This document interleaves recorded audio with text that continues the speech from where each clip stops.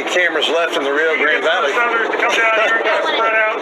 Fill in here, and we can do some rows too, if that's helpful.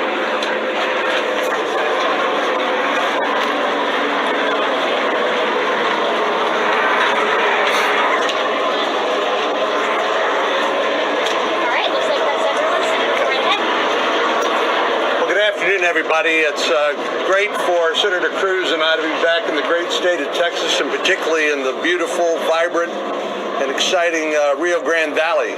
We, of course, come here often and value the friendships and the work that we get a chance to do together on a bipartisan basis. Of course, what brings us here now is this immediate humanitarian crisis.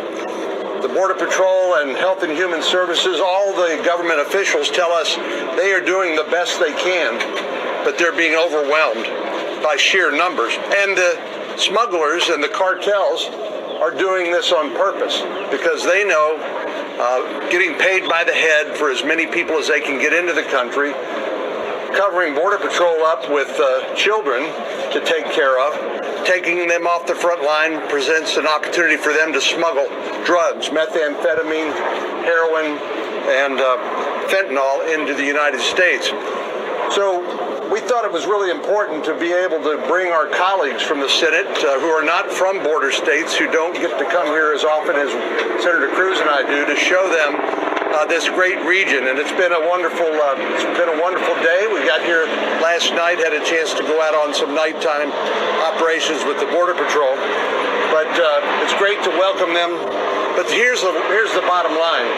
The Border Patrol and Health and Human Services and the non-governmental organizations that are struggling to deal with this flood of humanity tell us they cannot get ahead of this flood of humanity without policy changes in Washington, D.C. The smugglers, the drug runners, they understand our laws and they know how to exploit them to their benefit. So ending catch and release, making sure people with legitimate claims get to present them to an immigration judge, I think should be a priority. And then perhaps we can begin to look at other parts of our broken immigration system. But I'm very proud of the fact that we had such an enthusiastic turnout among all these great colleagues in the United States Senate. I'm glad they're here. I think you'll hear from them. They had a great educational experience. Let me turn it over to my colleague and friend, Senator Cruz. Thank you, John. It is great to be back in the Rio Grande Valley. It is terrific that John and I were able to bring 18 senators down to Texas, down to the valley, to see firsthand the crisis that is unfolding here. All of us today witnessed the Biden cages. What is occurring here on the border is heartbreaking, and it is a tragedy. You know, as we stand by the banks of the Rio Grande, we have an army of TV cameras here. It is striking that not a single one of these cameras is allowed in the Donna facility. We requested that media accompany us in the facility. The Biden administration said no. The Trump administration had allowed media inside facilities like that. The Obama administration had allowed media inside facilities like that. The George W. Bush administration had. The Bill Clinton administration had. But the Biden administration wants to hide what is going on here. Not only that, but a number of us took pictures and took videos because the American people have a right to know what is happening here. And the Biden administration sent down political handlers to try to keep silent, to try to keep the American people not knowing what's going on. The Donna facility is a giant tent city. Built with a capacity of 250, it has nearly 4,000 people in it.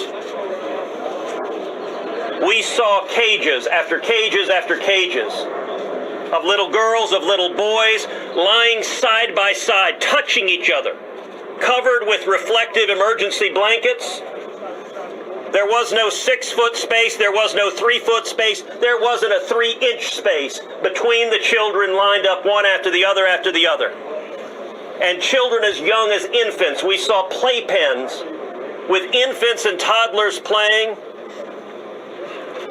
We also saw a group of children who just today tested positive for COVID-19. The Donna facility alone reports roughly 10% of the individuals being held there are testing positive for COVID-19.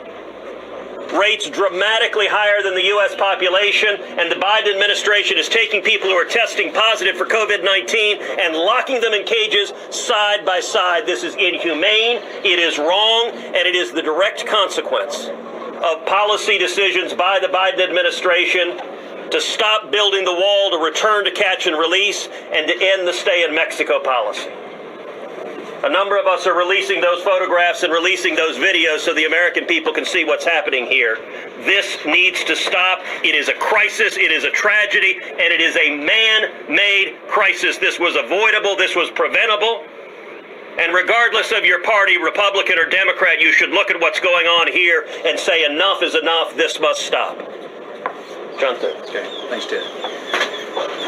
Well, I want to thank Ted and John for making this trip available to the rest of us. It was incredibly informative, incredibly instructive, very sobering, and as Ted said, I think really preventable. This shouldn't have happened, and I think one of the lessons we learned is that if you don't build it, they will come. When you don't finish the job and secure the border, you are inviting people into this country. And many of the changes made by the current administration, they were forewarned that this would happen. They were told in advance, this was predictable, that you were going to have thousands of people flooding across the border. And the thing that's probably most concerning, and I say this with all due respect to our Border Patrol folks, is that they spend so much time just taking care of people who come here illegally. They can't stop the bad people, the smugglers, the drug smugglers, the human traffickers.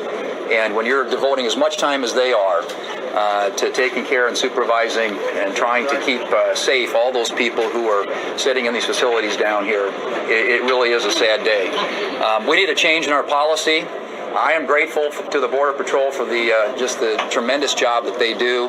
I'm sure it seems like a very thankless job even on a good day, and there aren't many good days when you have thousands of people coming across the border.